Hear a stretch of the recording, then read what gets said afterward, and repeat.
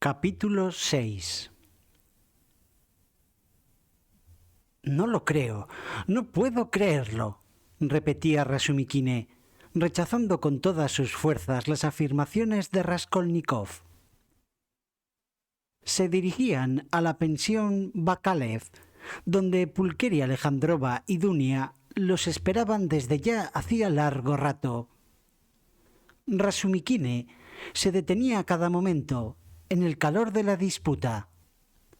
Una profunda agitación le dominaba, aunque solo fuera por el hecho de que era la primera vez que hablaban francamente de aquel asunto. «Tú no puedes creerlo», repuso Raskolnikov, con una sonrisa fría y desdeñosa. Pero yo estaba atento al significado de cada una de sus palabras. Y mientras tú, siguiendo tu costumbre, no te fijabas en nada. Lo que pasa es que tú has prestado tanta atención porque eres un hombre desconfiado. Sin embargo, reconozco que Porfirio hablaba en un tono algo extraño. Y sobre todo, es el ladino de Zamiotov. Tienes razón, había en él algo muy raro. Pero, ¿por qué? No lo entiendo. No lo sé. Habrá reflexionado durante la noche. No. Es todo lo contrario de lo que supones. Si les hubiera asaltado esa idea estúpida, lo habrían disimulado por todos los medios. Habrían procurado ocultar sus intenciones, a fin de poder atraparte después con más seguridad. Intentar hacerlo ahora habría sido una torpeza y una insolencia. Si hubiesen tenido pruebas, verdaderas pruebas o suposiciones, nada más que algo fundadas, habrían procurado sin duda ocultar su juego para ganar la partida. O tal vez habrían hecho un registro en mi habitación, hace ya tiempo. Pero no tienen ni una sola prueba. Lo único que tienen son conjeturas gratuitas, suposiciones sin fundamento. Por eso intentan desconcertarme con esas insolencias. ¿Obedecerá todo al despecho de Porfirio? ¿A que tal vez esté furioso por no tener pruebas? Tal vez persiga algún fin que es para nosotros todo un misterio. En el fondo parece inteligente. Es muy probable que haya intentado atemorizarme haciéndome creer que él sabía algo. Es un hombre de un carácter muy especial. En fin, no es nada agradable pretender hallar explicación a todas estas cuestiones. Dejemos este asunto. Sí, todo esto es ofensivo, muy ofensivo, ya lo sé, ya. Pero ya que estamos hablando sinceramente, y me congratulo de que sea así, pues esto me parece excelente, no vacilo en decirte con toda franqueza que hace ya algún tiempo que observé que ellos habían concebido esta sospecha. En aquel momento, por entonces, solo era una idea vaga, imprecisa, insidiosa, como tomada medio en broma. Pero ni aun bajo esta forma tenían derecho a admitirla. ¿Cómo se han atrevido a cogerla? Y, lo que es más importante, ¿qué es lo que les ha dado cuerpo a tener esa sospecha? ¿Cuál es su origen? Si supieras la indignación que todo esto me ha producido.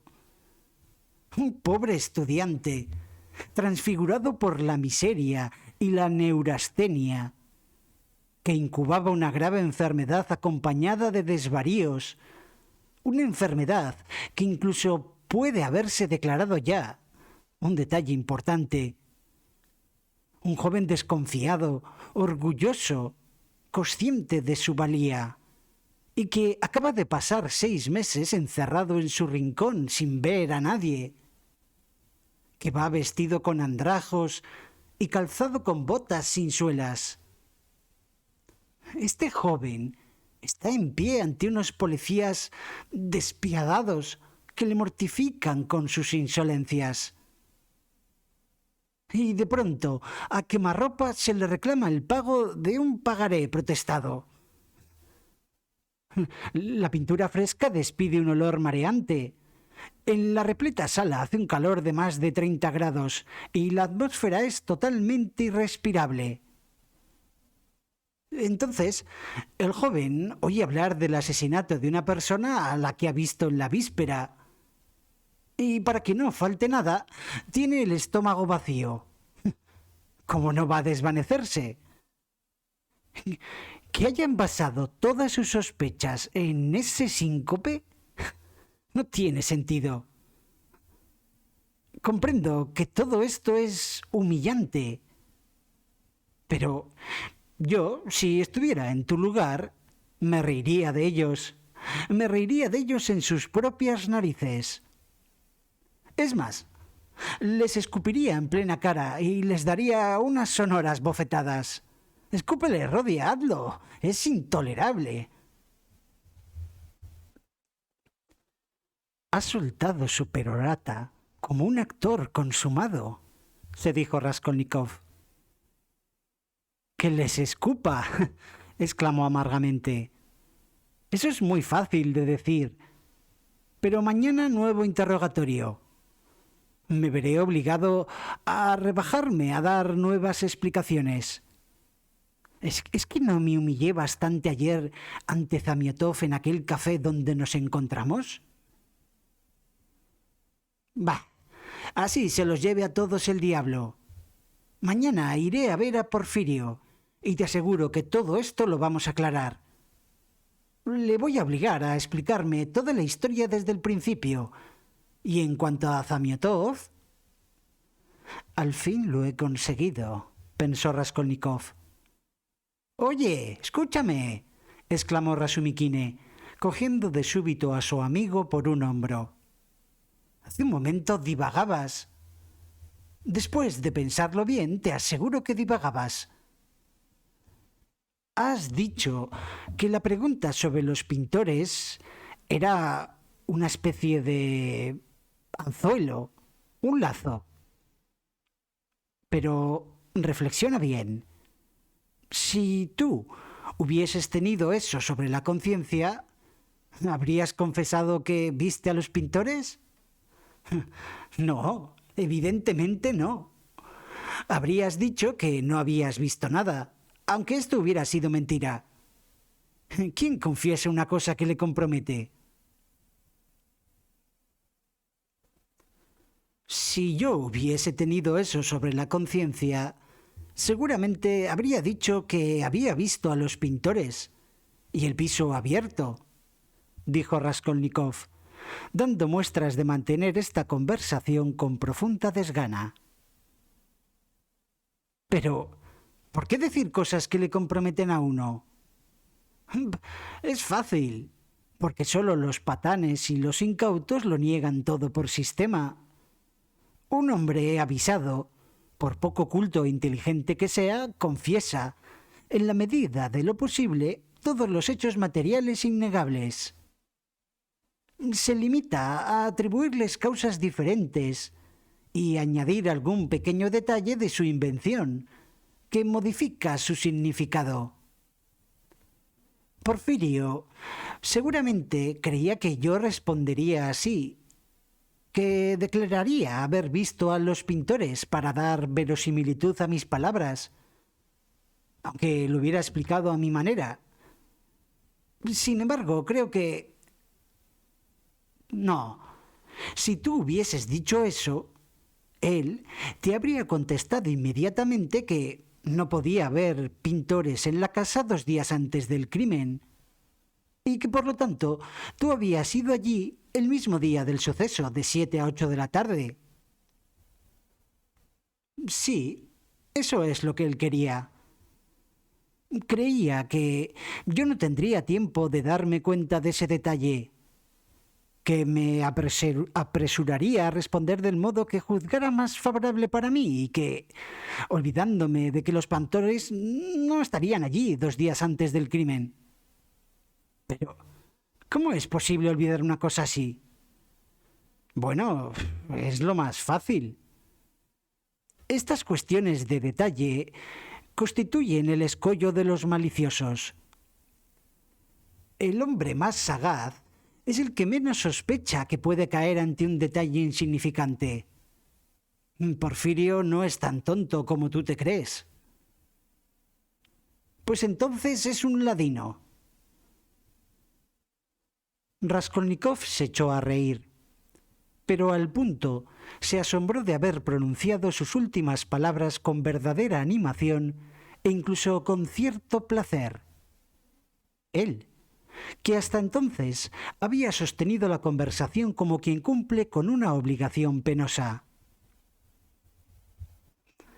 Me parece que le voy tomando el gusto a estas cosas, pensó. Pero de súbito se sintió dominado por una especie de agitación febril, como si una idea repentina e inquietante se hubiera apoderado por completo de él. Este estado de ánimo llegó a ser muy pronto intolerable. Estaban ya ante la pensión Bakalev. «Entra tú solo», dijo de pronto Raskolnikov. «Yo vuelvo enseguida». «¿A dónde vas? ¿Ahora que hemos llegado?» «Sí, tengo algo que hacer. Es un asunto que no puedo dejar. Tranquilo, estaré de vuelta dentro de media hora. Díselo a mi madre y a mi hermana, por favor». «Espera, espera, voy contigo». «¿Pero tú también te has propuesto perseguirme?», exclamó Raskolnikov, con un gesto tan desesperado que Rasumikine no se atrevió a insistir.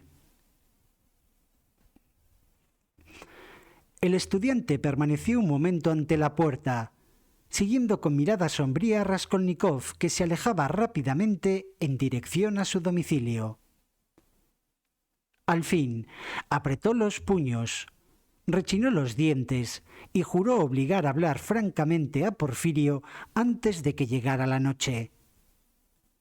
Luego subió para tranquilizar a Pulqueria Alejandrova, que ya empezaba a sentirse inquieta ante la tardanza de su hijo. Cuando Raskolnikov llegó ante la casa en que habitaba, tenía las sienes empapadas de sudor y respiraba con gran dificultad. Subió rápidamente la escalera, entró en su habitación que estaba abierta y la cerró. Inmediatamente, loco de espanto, corrió hacia el escondrijo donde había tenido guardados los objetos. Introdujo la mano por debajo del papel y exploró hasta el último rincón del escondite. Nada. Allí no había nada. Se levantó lanzando un suspiro de alivio. Hacía un momento, cuando se acercaba a la pensión Bakalev, le había asaltado de súbito el temor de que algún objeto, una cadena o un par de gemelos, o incluso algunos de los papeles en los que iban envueltos y sobre los que había escrito la vieja, se le hubiera escapado al sacarlos, quedándose en alguna rendija, y que luego servirían de prueba irrecusable contra él. Raskolnikov permaneció un momento sumido en una especie de ensoñación, mientras una sonrisa extraña, humilde e inconsciente, erraba en sus labios. Al fin cogió su gorra y salió de la habitación en silencio. Las ideas se confundían en su cerebro. Así, pensativo, bajó la escalera y llegó al portal. «Aquí lo tiene usted», dijo una voz potente. Raskolnikov levantó la cabeza. El portero, de pie en el umbral de la portería, señalaba a Raskolnikov y se dirigía a un individuo de escasa estatura, con aspecto de hombre del pueblo.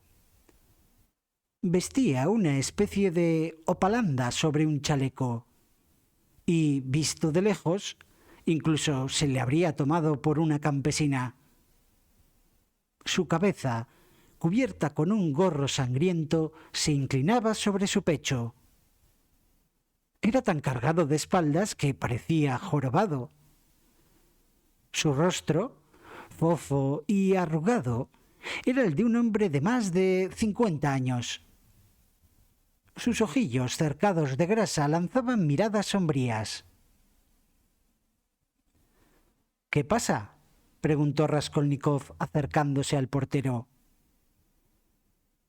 El desconocido empezó por dirigirle una mirada al soslayo. Después lo examinó detenidamente, sin ninguna prisa. Al fin, y sin pronunciar palabra, dio media vuelta y se marchó. —¿Qué quería ese hombre? —preguntó Raskolnikov.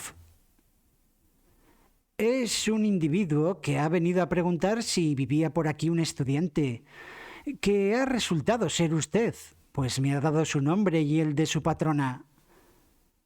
En ese momento ha bajado usted y yo le he señalado, y él se ha ido. Eso es todo. El portero parecía bastante asombrado, pero su perplejidad no duró mucho tiempo. Después de reflexionar un instante, dio media vuelta y desapareció por la portería. Raskolnikov salió en pos del desconocido. Apenas salió, lo vio por la acera de enfrente. Aquel hombre marchaba a un paso regular y lento. Tenía la vista fija en el suelo y parecía estar reflexionando. Raskolnikov le alcanzó enseguida, pero pensó que, de momento, lo mejor era limitarse a seguirle. Al fin, se colocó a su lado y le miró de reojo. El desconocido advirtió al punto su presencia, le dirigió una rápida mirada y volvió a bajar los ojos. Durante un minuto avanzaron en silencio. —Usted ha preguntado por mí al portero, ¿no? —dijo Raskolnikov en voz baja.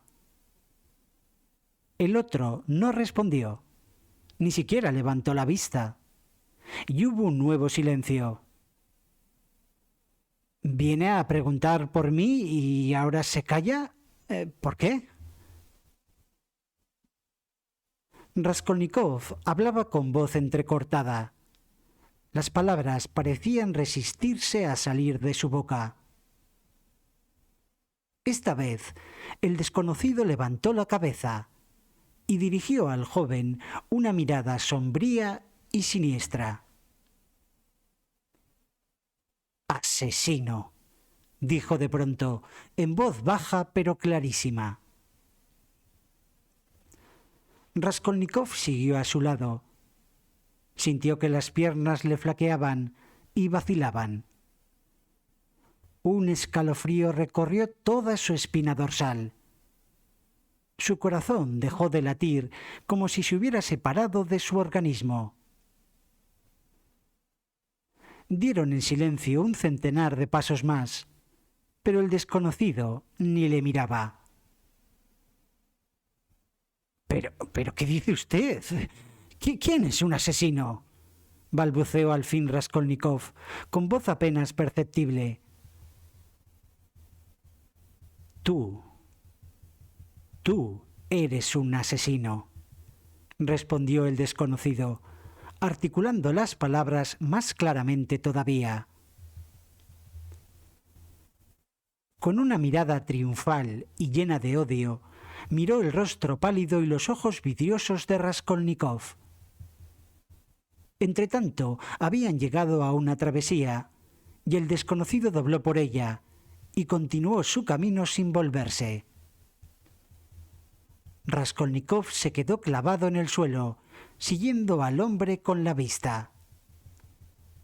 Este se volvió para mirar al joven, que continuaba sin hacer el menor movimiento. La distancia no permitía distinguir sus rasgos, Pero Raskolnikov creyó advertir que aquel hombre sonreía aún con su sonrisa glacial y llena de un odio triunfante. Transido de espanto, temblándole las piernas, Raskolnikov volvió como pudo a su casa y subió a su habitación. Se quitó la gorra, la dejó sobre la mesa y permaneció inmóvil durante al menos 10 minutos. Al fin, ya en el límite de sus fuerzas, se dejó caer en el diván y se extendió penosamente con un débil suspiro. Cerró los ojos y así estuvo una media hora. No pensaba en nada concreto. Solo pasaban por su imaginación retazos de ideas, imágenes vagas que se hacinaban en desorden, rostros que había conocido en su infancia, fisonomías vistas una sola vez, casualmente y que en otras circunstancias no habría podido recordar. Veía también el campanario de una iglesia, una mesa de billar y junto a ella de pie a un oficial desconocido. De un estanco instalado en un sótano salía un fuerte olor a tabaco. Una taberna, una escalera de servicio oscura como boca de lobo, cubierta de cáscaras de huevo y toda clase de basuras caseras. El sonido de una campana dominical.